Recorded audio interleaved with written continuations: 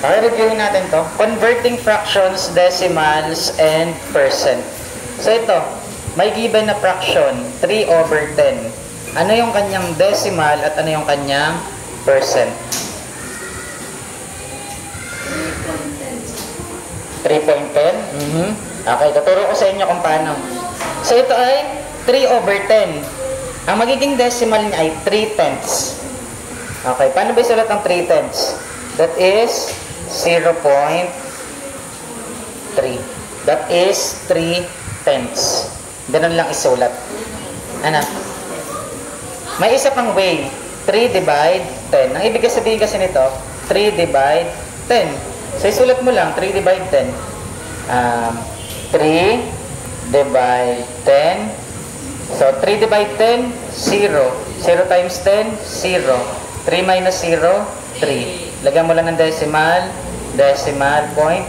So, lagay ka ng 0, bring down, 0. 30 divide 10, 3.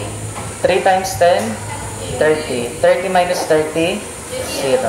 So, the answer is 0.3. So, kaya ang decimal niya, 3/10 or 0.3. Any question?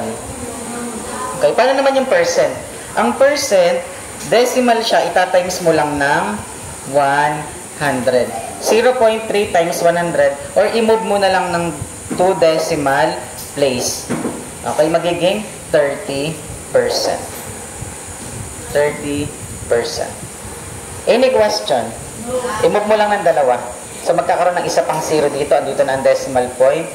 So, hindi mo na ilalagay yan. That is 30%. Any question? O, ganun lang din ito. 0.35 decimal naman papunta sa fraction at papunta sa percent. So yung percent madali lang, i-move na natin ang dalawa. That is 35%. Okay. How about yung fraction? Yung fraction naman, ano bang basa dito? 35 hundreds. So ibig sabihin ang fraction niyan 35/100. Yun. May lowest term pa ba? Meron pa. Ano yung common ano nila? Factor?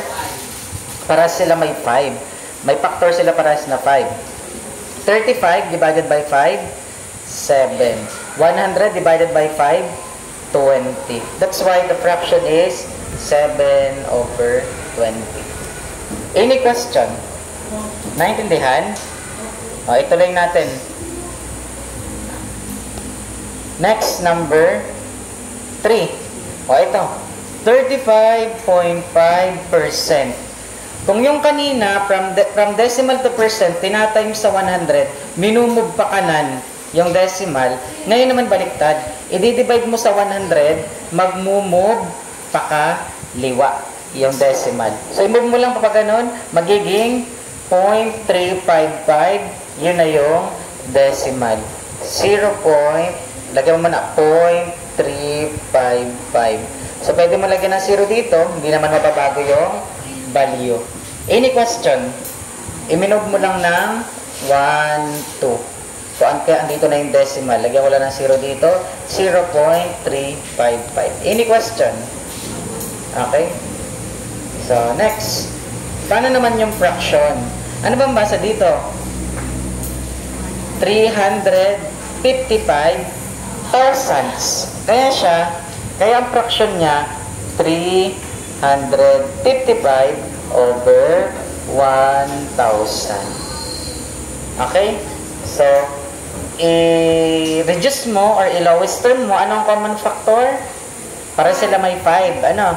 So, 355 divided by 5, ano? Ilan? Calculate natin para mabilis. Buksan ko lang ang calculator. 355 divided by 5, the answer is 71. 1,000 divided by 5, the answer is 200. So, wala nang common factor, wala na. So, ang decimal niya, decimal form, 71/200. May tanong. Naintindihan? O, ituloy pa natin to. So, ito, 2 pip. O, paano na yan, sir? 2 pip. Paano gagawing decimal yan? I-divide mo lang 2 divided by 5. Ganun lang lagi yan. 2 divided by 5. 2 divide 5, 0. 0 times 5, 0. 2 minus 0, 0. Lagyan mo ng decimal point. Dagdag ka ng another 0. Okay, complete natin. So, 20, 2 minus 0, 2. Bring down 0. 20 divide 5, 4. 4 times 5, 20. 20 minus 20, 0. So, the answer is 0.4 or 4 tenths. Lagay mo na 0.4. Okay. Paano naman ang percent? Ano ang gagawin? Ita-times lang sa 100 or imumove ng dalawa yung decimal place. So, imumove mo, magkakaroon ng isa pang 0 dito. The answer is 40%. 40%. Naintindihan? Mahirap, madali lang. Sagutan natin to. Gawing percent, imove lang ng dalawa. Magiging 78%. Okay? Anong basa dito? 78 hundreds. Isulat mo na. Yun na yung fraction niya. 78 hundreds. 78 over 100. I-reduce or i-lowest term. Meron tayong lesson tungkol sa pag-reduce or pag-lowest term. Anong gagawin? Anong common factor? 2. Parehas may 2. So, divide natin sa 2. 78 divide 2. The answer is 39. 100 divided by 2. The answer is 50. May pan-divide pa ba? May common factor pa? Wala na. So, the answer is 39 over 50. May tanong. Naintindihan? Okay. So, yan na yan. Nabura ko yung isa. Wait lang. Yan. Okay. Ito. Kaya to? Anong gagawin muna? Ito, papunta dito. From percent to decimal. Anong gagawin? Anong gagawin nga? I-divide sa 100 or i-move pakaliwa ng dalawa yung decimal point. So, magiging 0.7647. Ayun.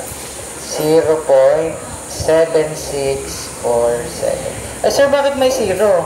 Okay, pwede na ilagyan ng 0. Pwede rin hindi. Pero mas maganda lagyan para maganda naman itsura. Hindi naman 0.7647. Ano naman ang decimal?